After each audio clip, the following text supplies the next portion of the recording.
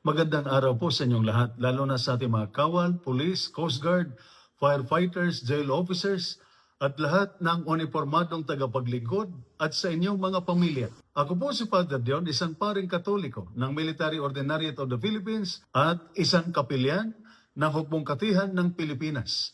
At ito po ang salita ng Diyos, ang ating gabay. Ngayon po ay Thursday, January 15, 2026, ng unang linggo sa karaniwang panahon. At ang ating mga pagbasa mula sa banal na kasulatan sa araw na ito ay nagpapaalala sa atin na hindi anting-anting ang Diyos. Ang salita ng Diyos ay tapat, diretso, at minsan masakit pakinggan.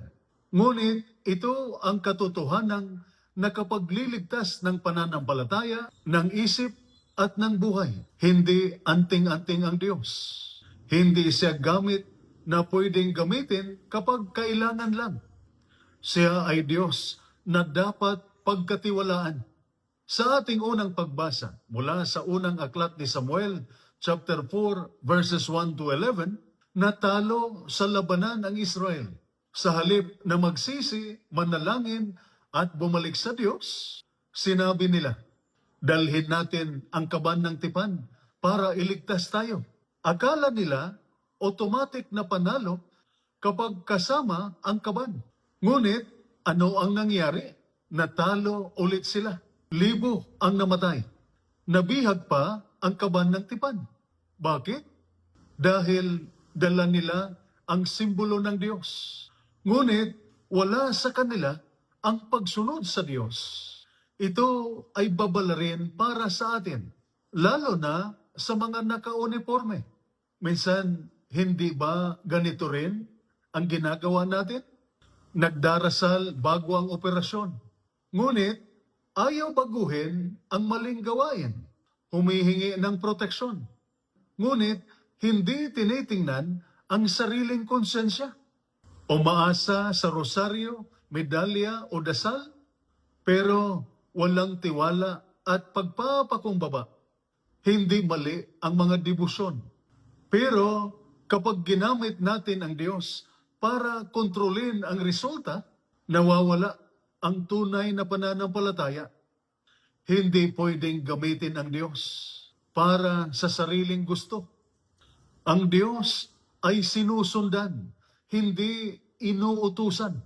Sa ating ebanghelyo, mula sa ebanghelyo ni San Marcos, chapter 1, verses 40 to 45, mayroong isang kitungin.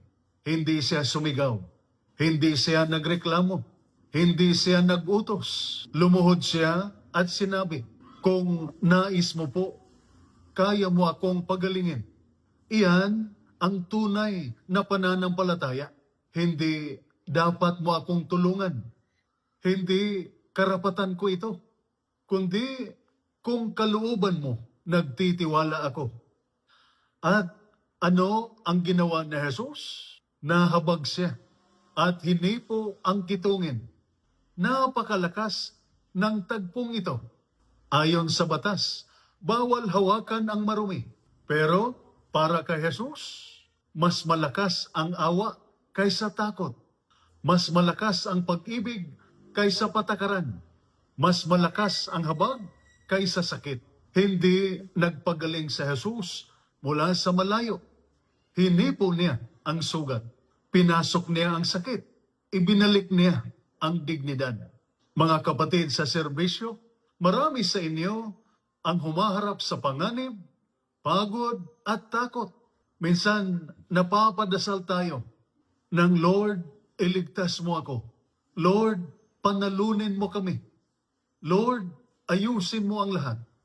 Pero tinatanong tayo ng salita ng Diyos ngayon, o ginagamit lamang natin siya kapag kailangan. Ang tunay na pananampalataya ay nagsasabing, Panginoon, hindi ko naiintindihan ang lahat, pero nagtitiwala ako. Panginoon, baguhin mo muna ang puso ko bago ang sitwasyon ko. Panginoon, samahan mo ako. Kahit hindi mawala agad ang hirap. Para sa mga sundalo, police, coast guard, jail officer, firefighters, at kanilang mga pamilya, Hindi ipinangako ng Diyos ang madaling laban, pero ipinangako niya ang kanyang presensya. At iyan ang mas mahalaga. Ito po ang salita ng Diyos, ang ating gabay. Manalangin tayo. Panginoong Diyos, patawarin mo kami kung minsan ginagawa ka naming panangga, hindi kasama, anting-anting, hindi ama. Turuan mo kaming magtiwala sa iyo kahit walang kasiguruhan, kahit may takot, kahit mahirap ang laban. Tulungan mo kaming baguhin ang aming puso.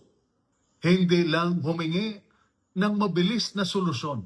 Hipuin mo ang aming mga sugat, physical man, emotional o spiritual. Ibalik mo ang aming kapayapaan, ang aming dignidad, at ang aming lakas loob.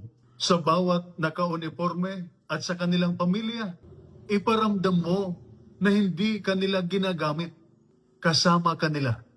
Sa pamamagitan ni Kristo na aming Panginoon. Amen. At sumainyo at sa inyong pamilya, ang pagpapala na makapangyarihang Diyos, Ama, Anak, at Espiritu Santo. Amen. San Miguel Arcangel, ipagtanggol mo kami. Amen.